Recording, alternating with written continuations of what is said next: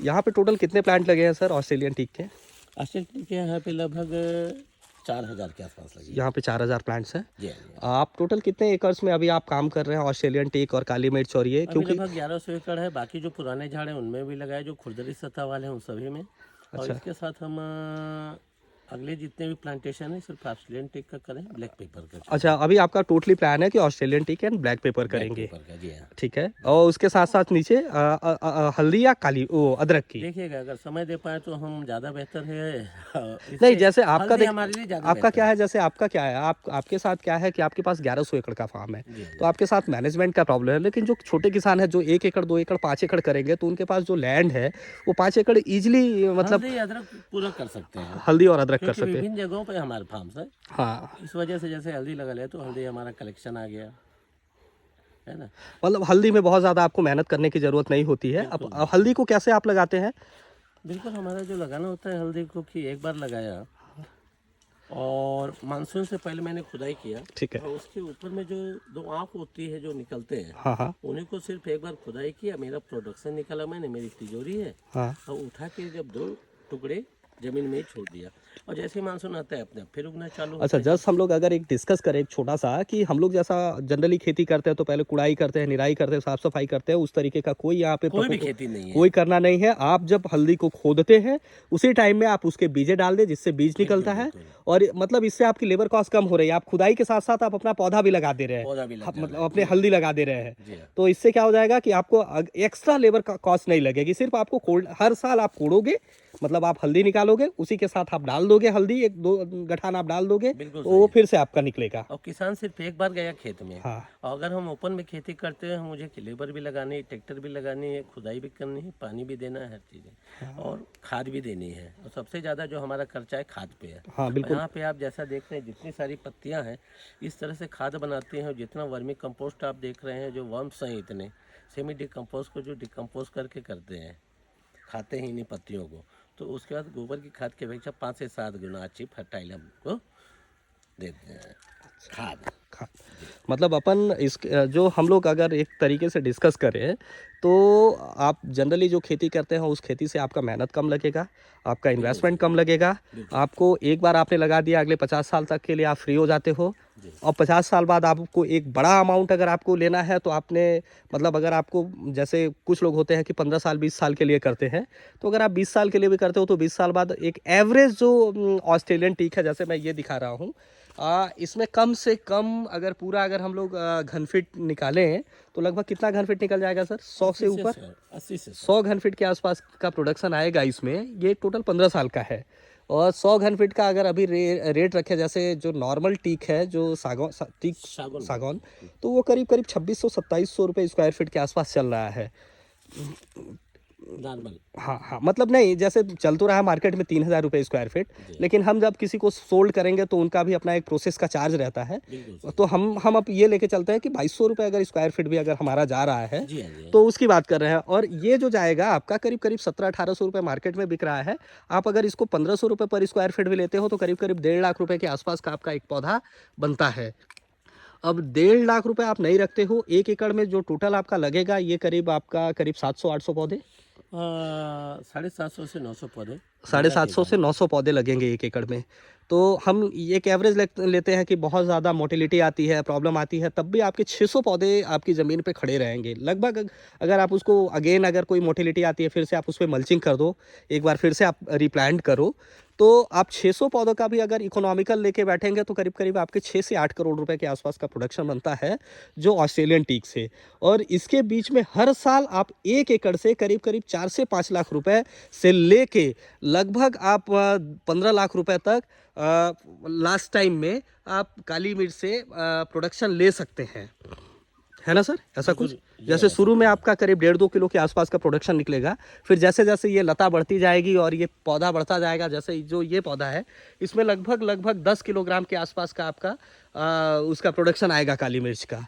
तो 10 किलोग्राम अगर आप एवरेज अगर 350 रुपये पर किलोग्राम भी रखते हो तो 3500 रुपये के आसपास का एक पौधे से प्रोडक्शन आ रहा है। और मल्टीप्लाई अगर आप करो 600 पौधों के साथ साथ तो करीब करीब आपका जो चला जाता है वो करीब 18 से 20 लाख रुपए के आसपास। आप उतना हैवी हाइपोथेटिकल आप प्लान नहीं भी करते हो, तब भी आप अगर 4-5 लाख रुपए भी 1 एकड़ से प्रोडक्शन ले रहे हो और नीचे आप अदरक की खेती ले रहे हो जो आपको 1.5-2 लाख रुपए का प्रोडक्शन देगा 1 एकड़ से, इसके बाद लंबे टाइम के लिए आप ले रहे हो ऑस्ट्रेलियन टीक, तो मुझे लगता है कि ऐसी खेती आपको करनी चाहिए। अभी किसान क्या करता है कि वो सिर्फ सिंगल क्रॉप लेता है, सिंगल क्रॉप मल्टी क्रॉप, मतलब कि वो मल्टी क्रॉपिंग पे प्लान नहीं कर रहा है। जैसे उसने अरहर लगा दिया तो सिर्फ अरहर लगा रहा है, गेहूं बो रहा है तो सिर्फ गेहूं बो रहा है। यहाँ पे एक साथ आप 3 खेती कर रहे हो। जनरली नीचे आपने अदरक या हल्दी की खेती की, दूसरी खेती आपने की क्या बोलते हैं काली मिर्च की, और तीसरी खेती जो है आपकी ऑस्ट्रेलियन टीक की। तो ऐसी खेती में किसान को अच्छा मुनाफा हो सकता है अगर वो ऐसी खेती करता है तो। बाकी अगर आपको खेती से संबंधित कुछ ऐसी जानकारी प्राप्त करनी है, अदरक की खेती आपका काली मिर्च की खेती और आपको टीक की खेती, ऑस्ट्रेलियन टीक की खेती, तो सर का मैं नंबर आपको मेंशन कर दूंगा और आप उनसे संपर्क कर सकते हैं। मेरा काम चंदन प्लांटेशन का है और चंदन से रिलेटेड अगर कोई जानकारी चाहिए तो मेरे नंबर पे आप कांटेक्ट कर सकते हो। आप दोनों भी कर सकते हो, चंदन भी कर सकते हो, ऑस्ट्रेलियन टीक, मतलब आप 4 खेती एक साथ कर सकते हो। तो उसका अभी हम लोग प्लान आगे वाले वीडियो में डिस्कस करेंगे कि कैसे चारों खेती एक साथ करनी, ठीक है ना। देखिए, मैं जो यहाँ पे ये फार्म विजिट किया हुआ था, मेरा अभी 30 एकड़ का चंदन का फार्म है जिसमें करीब 9000 पौधे हमारे चंदन के लगे हुए हैं और 9000 पौधों के साथ साथ हमने कैचुरीना भी लगा रखा है 9000 पौधे। अब उसमें क्या होता है कि अभी हमारे पास अब वो खाली स्पेस पड़ा हुआ है क्योंकि मेरा 12 बाई 12 के आसपास पे प्लांट है।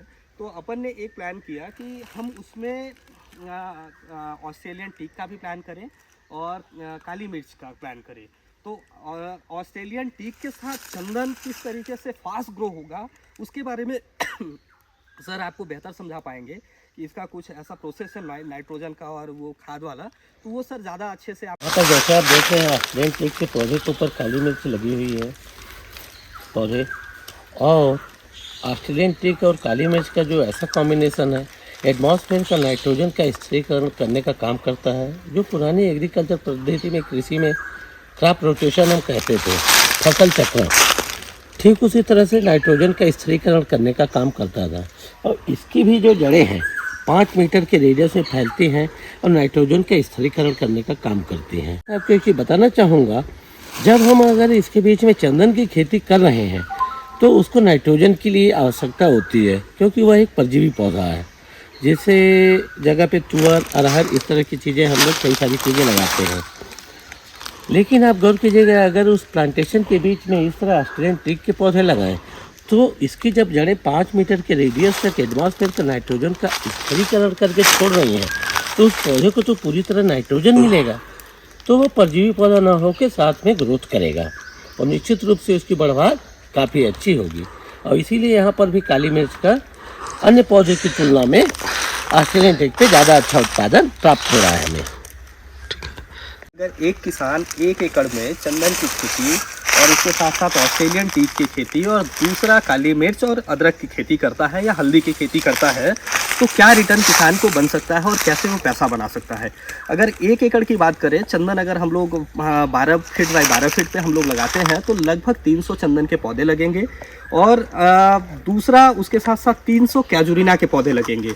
तो चंदन पे तो अपन काली मिर्च अपन नहीं चढ़ा सकते हैं, लेकिन कैजुरीना पे हम लोग काली मिर्च लगा सकते हैं कैजुरीना पे।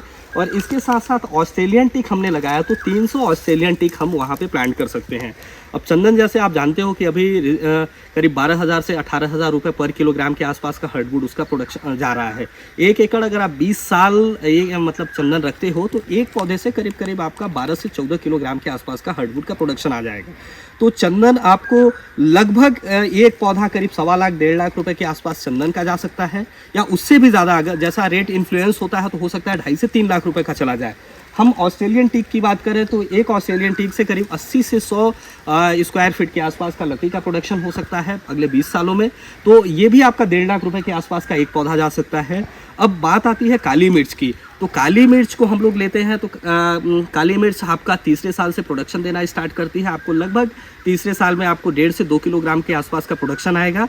इसके बाद ये प्रोडक्शन आपका लगातार बढ़ता जाएगा आपको 10 सालों बाद ये करीब करीब 10 किलोग्राम से 12 किलोग्राम के आसपास का प्रोडक्शन आपको काली मिर्च देगी पर पौधे पे, एक पौधे पे। तो आप अगले 2 साल बाद आप काली मिर्च का अच्छा रिटर्न लेना स्टार्ट करेंगे। लगभग आप ये लेके चलते हैं कि आप 600 पौधों में जैसे 300 आपने लगाए हुए हैं ऑस्ट्रेलियन टीक पे काली मिर्च, और 300 पौधे आपने लगा दिया है जो ऑलरेडी आपने कैजुरीना लगाया हुआ वो था उस पर। तो 600 पौधों में अगर 2 किलोग्राम का भी प्रोडक्शन आप लेके चलते हैं एक पौधे से, तो लगभग आपका करीब 12 किलोग्राम के आसपास 1200 किलोग्राम के आसपास का प्रोडक्शन आएगा आपका काली मिर्च से।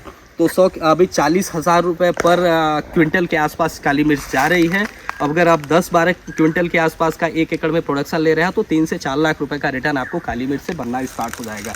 दूसरा जो हम लोग डिस्कस कर रहे हैं कि हम रिसेंट में क्या करें। एक पौधा तो अपन ने लगा दिया, अब 3 साल तो अपन वेट करेंगे नहीं कि 3 साल हम वेट कर रहे हैं कि हमारा काली मिर्च के लिए। तो हम क्या करेंगे, नीचे अदरक की खेती करेंगे। मैं हल्दी को ज़्यादा सजेस्ट नहीं करता, क्योंकि हल्दी इस वजह से सजेस्ट नहीं करता कि जो छोटे किसान हैं जो 3-4 एकड़